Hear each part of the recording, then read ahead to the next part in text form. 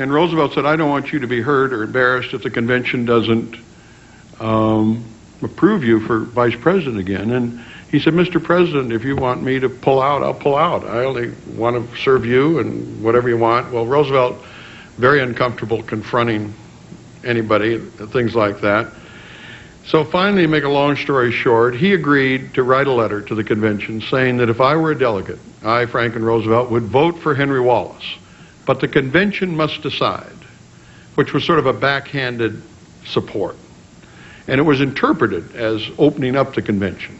The Southerners didn't want Roosevelt in '44, but they knew they couldn't stop him. But got the impression that the vice president thing would be open, so they could fight for that.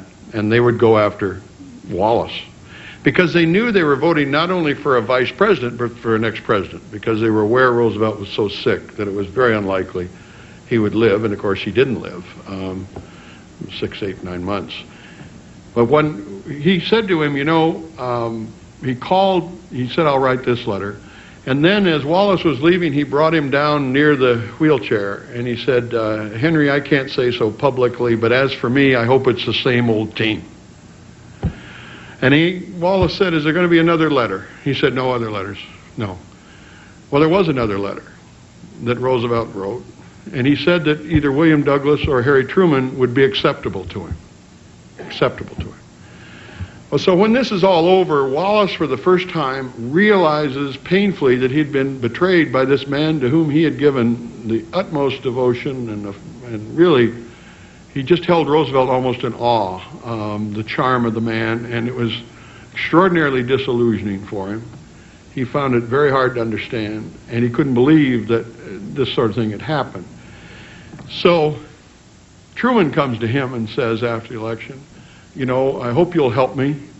I'm not a deep thinker like you are, he said to Wallace. And he said, I hope you'll help me. And he was urging, he said, Truman said he was very concerned that the campaign would be ugly and they would bring up the Pendergast business and it would be a very messy thing and so forth. And he looked at the campaign with great trepidation. And they parted with Henry Wallace saying, that's okay, Harry, we're both Masons. And in the campaign, Henry Wallace campaigned on his own money, took no money from the Democratic National Committee, who had deceived him. The Robert Hannigan, Truman's guy, was national chairman, who also came to him and begged him to run, and they needed him to run in the '46 help campaign, rather. And he campaigned for Roosevelt, said very little about Truman.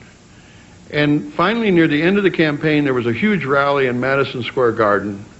And Truman, it was a very liberal audience, and Truman and Wallace were both to speak. And the Truman campaign had great fear because of Wallace's popularity with this audience. If he walked in, he would be booed. And Wallace would get this great warm reception. And Wallace very generously said to Harry Truman, let's you and I go in together, so to avoid that embarrassment. And they did that, and it worked. After the election, he was named Secretary of Commerce by Roosevelt. He had such a difficult confirmation fight. The Commerce Committee in the Senate, controlled by Democrats, with a man who had been vice president for 4 years throughout the war,